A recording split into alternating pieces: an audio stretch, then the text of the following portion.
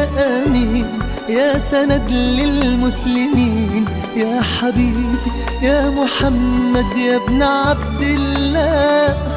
تمت الرسالة تمام والحبيب مسك الختام، طول حياتي وفي صلاتي بدعى أصلي وراه.